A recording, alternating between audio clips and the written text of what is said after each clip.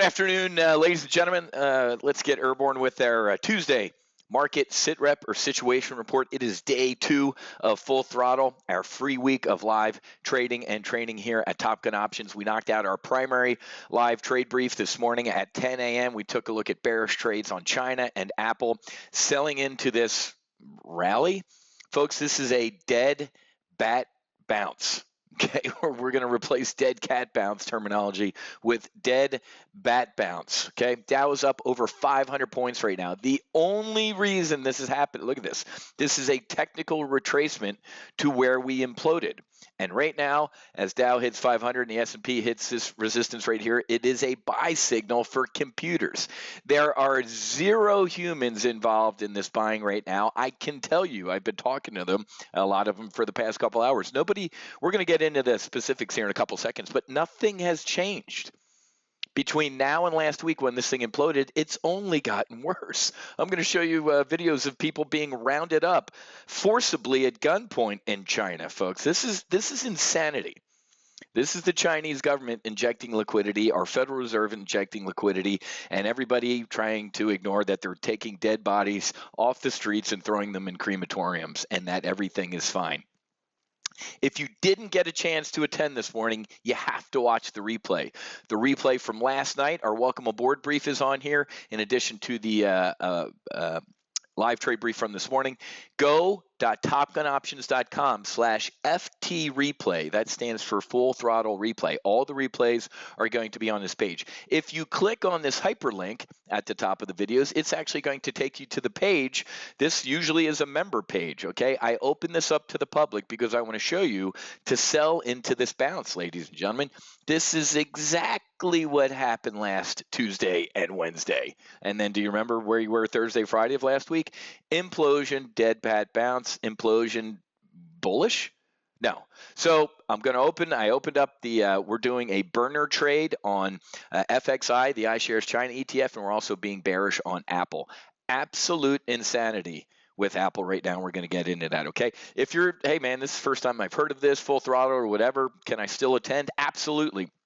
We have 2 briefs tomorrow. We have a brief tomorrow afternoon at 1 p.m., and then we have a brief tomorrow night at 9 p.m. And then we're going to knock off on Thursday with our weekly debrief at 10 a.m. All you need to do to register for free is head to go.topgunoptions.com/FT. And obviously, FT stands for Full Throttle. Do me a favor, as soon as you get registered, start reviewing our proprietary 7-step trade plan. I'm going to teach you that tomorrow night in our Full Throttle vertical spread training, and also take a look at the OPCL, the options pocket checklist. Let's get to it. Folks, oil is in a bear market. Do not listen to anybody on CNBC that tells you that oil being a bear market is good. First of all, step 1, low oil prices, folks, do not equal low gasoline prices. That is not a linear transaction right now, folks. As a matter of fact, I've seen oil in bear market before and gas prices go up. Oil prices in bear market, it doesn't matter, folks, if every 2 weeks you save $8 on filling up your family truckster. Unless you take that $8 and run inside and talk to a poo at the Quickie Mart and buy a couple Slim Jims and some Red Bull, it doesn't go back into the economy, folks. And when oil is in a bear market, you know what companies do? Chesapeake, National Oilwell Varco, Exxon, Mobil, they get rid of people. That roughneck living out in Midland, Texas, making $120,000 a year as a high school graduate gets fired. He loses his house. He doesn't go to the diner that he drove to every morning. He doesn't fill up his car. And that house gets foreclosed. It's bad, folks. Oil being in a bear market hits oil companies, and the last time I checked, oil companies aren't charities. They don't keep people around just because they're good people. Understand this, folks. Oil being this bad is bad for the economy, period. Now let's get to the market rally. Everything's fantastic. We found a cure and people are being treated. Wrong. China says Wuhan coronavirus victims who die should be quickly cremated without funerals as death toll rises. You absolutely have to watch the replay from today. I can tell you that I know firsthand from a very well-placed source in our United States government that the reason that China's National Health Commission is taking people from passing out and dying on the street to crematoriums. There's like 14 crematoriums in Wuhan, folks, that are working 24/7. You think those people that they throw in the back of a truck straight to the crematorium are being counted in the official death toll? The answer is no. I can tell you for a fact, firsthand knowledge, I'll leave it at that. The reason China's NHC is burning all these people immediately without a funeral or an autopsy is what? Why would you do that if you were China? Because you don't want an autopsy and you don't want the blood work done on these people to see what it really is, ladies and gentlemen. I told you last night that this is an accident. China stole this coronavirus from Canada. Two People's Liberation Army folks did this. Wuhan is a massive People's Liberation Army, PLA, bioweapons center, ladies and gentlemen. Did you not see what India announced yesterday? India's got some cases. The Indian government is opening an official investigation into the Wuhan bioweapons facility. India, folks. Donald Trump, everything's fine. Donald Trump needs a trade agreement. Donald Trump can't tell you that he knows that the Chinese were going to weaponize this. Folks, bad governments do this stuff all the time. If you don't think North Korea's got smallpox and all sorts of chem and biological weapons, you're a fool. This got out accidentally. It did not come from a bat at a food market, folks. And our people in our government who flew, remember, folks, Trump's like, I talked to Xi. We're going to send some people from the CDC over and try and help all these people out. And they're not being allowed near these bodies or to autopsy these bodies. Have you seen these videos? If you're an idiot and you think we staged the moon landing, you probably look at these videos and go, oh, yeah, that's fake. It's on a Hollywood sound set. Wrong, folks.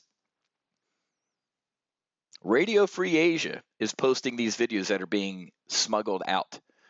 People are being rounded up forcefully in Kushan, forcibly taken away. A group of personnel wearing protective clothing from the Kushan city government went to a household to persuade the residents to prepare for packing to be isolated. He refused. They pulled out their guns and they took him in a car, ladies and gentlemen. Yay, buy the market here. Everything's fine. Ladies and gentlemen, let me remind you that this thing has been going on for months. It didn't start 2 weeks ago. Allegedly, the virus leapt to humans in late October, early November.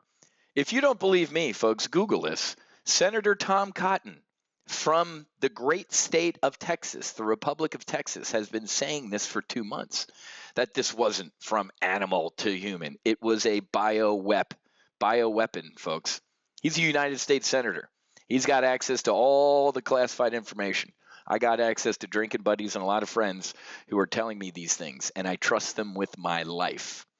So look at this, folks. The horse has already left the barn here, man. It's already out.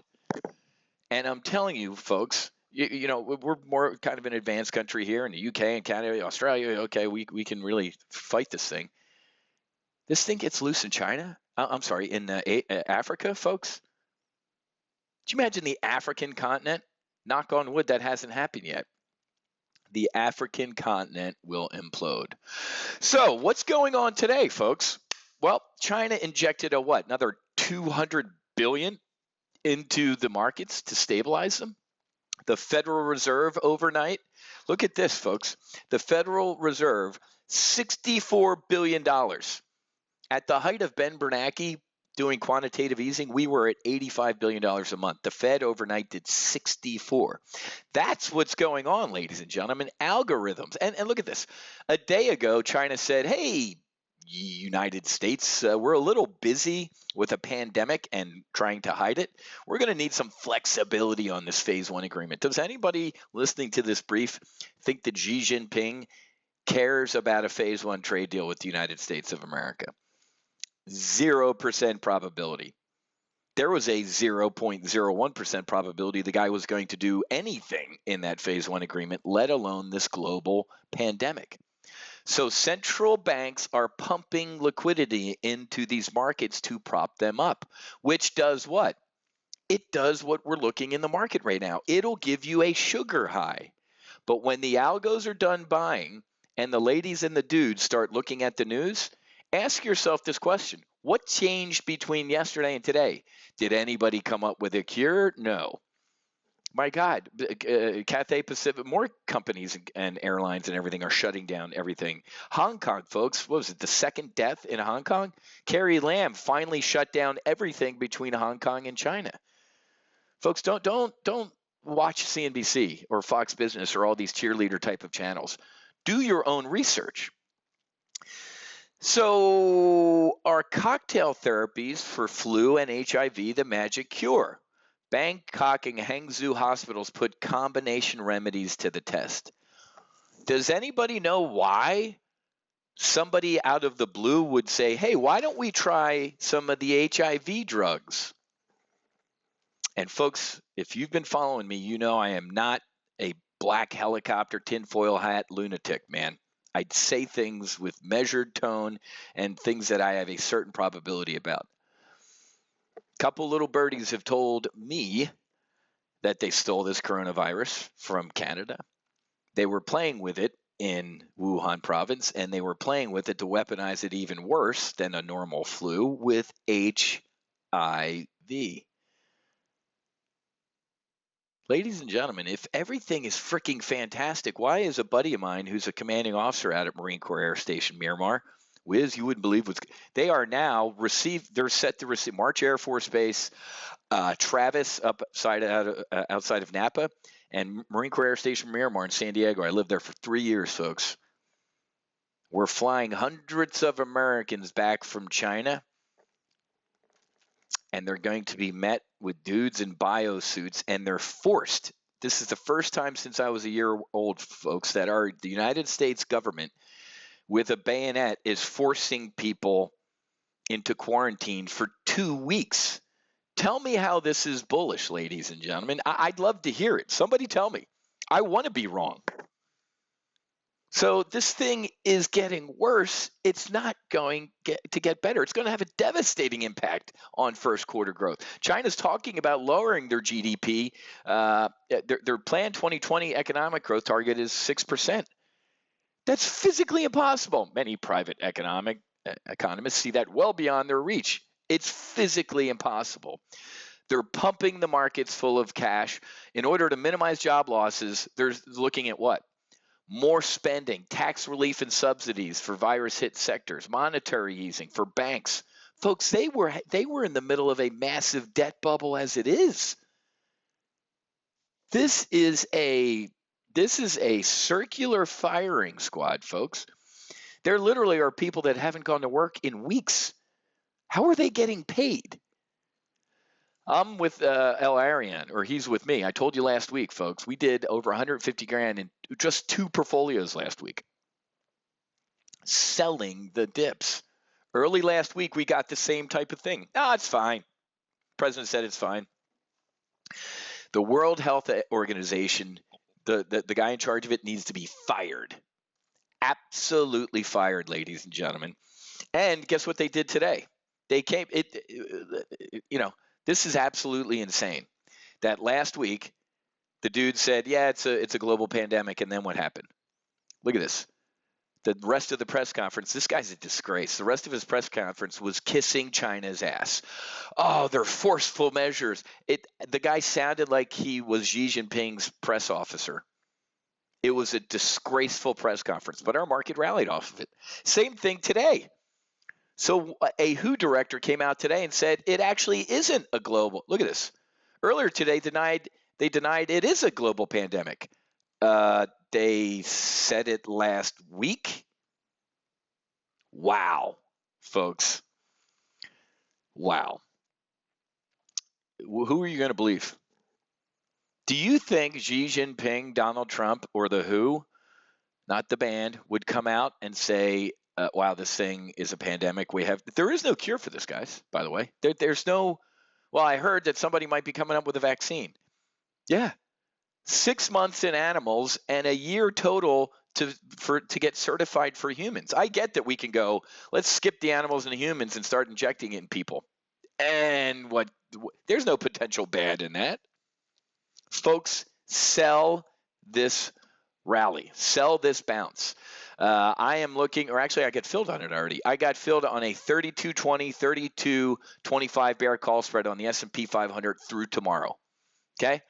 Selling 15 of tomorrow's 33.20 calls and buying the 325 and a half calls. This trade would risk about $5,500 to make $2,000 by tomorrow afternoon. 72% probability of making $2,000 in a day. Well, actually, yeah, day and a half. Okay, I'm filled on that trade right now. So let's take a look at the chart of this SPX.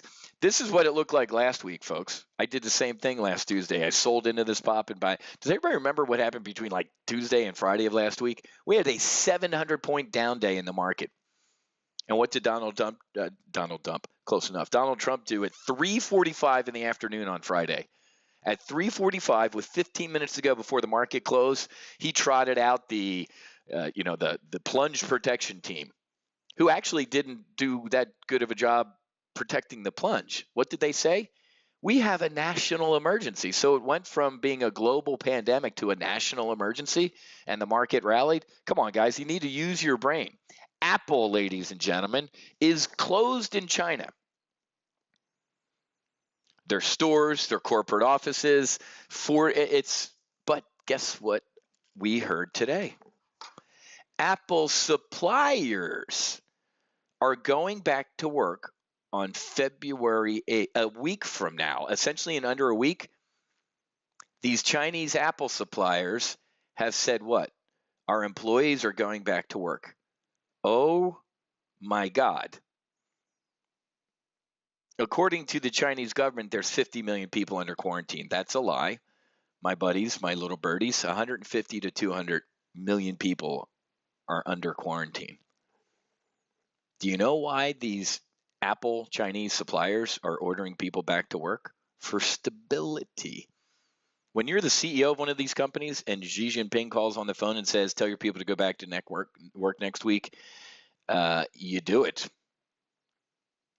Remember, ladies and gentlemen, Apple was named by China at the height of the trade war. They said their name. They're like, hey, Apple, by the way, if this trade war gets worse, you're going first. We're going to clip you. What did Tim Cook do? He put his little sweater on and hopped on his, of course, private jet, flew to Washington, crawled into the White House and begged Donald. Do you remember this? He had dinner with lunch or whatever with Donald Trump, and Trump didn't do the next round of tariffs because he didn't want to ruin Apple's Christmas. Everybody remember this? Apple has massive China exposure. If you were Tim Cook, I thought Tim Cook was this nice limousine liberal and love, peace, understanding, and people. The Chinese government picks up the phone and tells, what if Apple orders their employees back to work? Folks, Starbucks, McDonald's, all these U.S. companies or international companies have told their people to stay home. Yesterday, a top Apple analyst cut his iPhone shipment forecast by 10%. So if you're the Chinese government and you want to maybe make it look like everything's great and stable, what would you do? You'd be telling Apple to order their people back to work. Folks, I cannot say this enough. And let's look at FXI. How's FXI is holding up a little bit here. The last time the Chinese government got super involved in capitalism was, let's take a look at it, was, okay, 5-year chart, not working. What happened every time the Chinese government tried to save capitalism?